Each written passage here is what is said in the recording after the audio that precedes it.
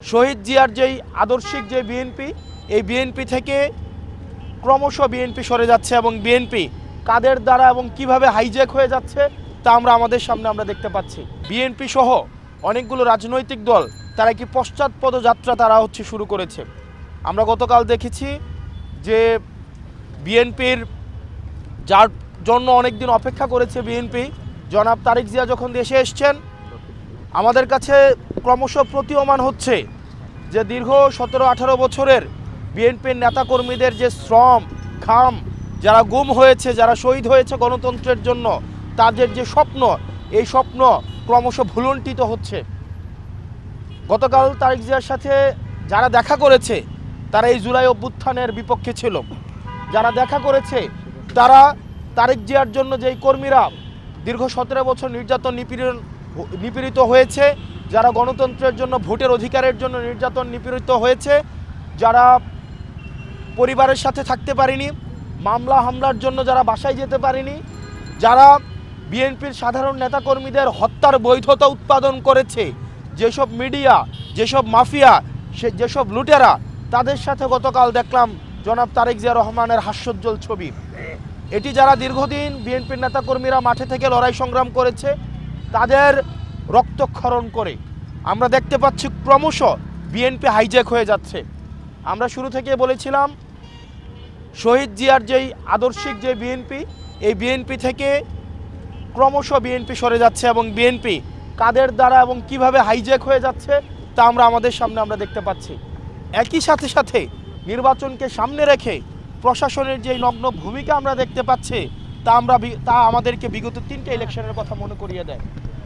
আমরা প্রশাসনের যে আচরণ, সেই আচরণ জুলাইয়ের পরবর্তীতে আমরা ভেবেছিলাম সেটির ইতিবাচক, সেটির পরিবর্তন হবে। দুঃখজনক বিষয় হচ্ছে তাদের সে আচরণ, যে স্তাবকের যে আচরণ, একটি দলকে যেভাবে আনকন্ডিশনালি যেভাবে সাপোর্ট দিয়ে যাচ্ছে যে আচরণ, সেটি আমাদেরকে আহত করছে। এভাবে যদি চলতে থাকে তাহলে এই সরকারি অর্থ অপচয় করে এই নির্বাচনের কোনো প্রয়োজন নেই।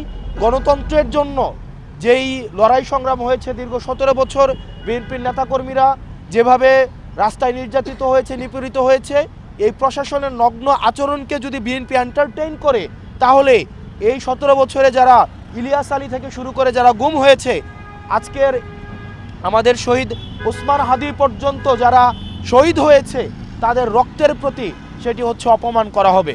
সেজন্য বিএনপিকে গণতন্ত্র যদি রক্ষা করতে হয় তাহলে এই প্রশাসনের নগ্ন আচরণের তাদেরকেও প্রতিবাদ জানাতে হবে।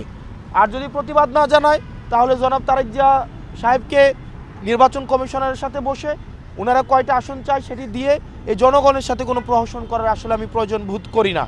ডিসিরা, এসপিরা নগ্নভাবে এই নির্বাচনে হস্তক্ষেপ করছে। আমরা এই হলফনামা বাছাই থেকে শুরু করে আমাদের আজকে পর্যন্ত আমাদের এই তাদের যেই প্রশাসনের যেই বায়াস যে আচরণ, সেই আচরণ নির্বাচনকে কতটা নিরপেক্ষ করবে সেটিতে আমরা সন্দিহান। এবং এই যে আমাদের আজাদির যে যাত্রা, সেই আজাদির যাত্রাকে আরও দীর্ঘমেয়াদী করবে বলে আমরা মনে করি। সেজন্য সরকার থেকে শুরু করে নির্বাচন সংশ্লিষ্ট প্রত্যেকটি কর্তৃপক্ষ, ছাত্র জনতা এবং যারা ভোট দিবে তাদেরকে সচেতন হতে হবে। এবং আমরা নিশ্চিত করতে চাই আমাদের রক্ত যাক, আমাদের এই আজাদির সিলসিলা অব্যাহত থাকুক এবং আমাদের যদি আরও জীবন দিতে হয় আমরা সেটির জন্য প্রস্তুত। কিন্তু আজাদি, চূড়ান্ত আজাদি না হওয়া পর্যন্ত এই আমাদের লড়াই অব্যাহত থাকবে। আসসালামু আলাইকুম রহমতুল্লাহ।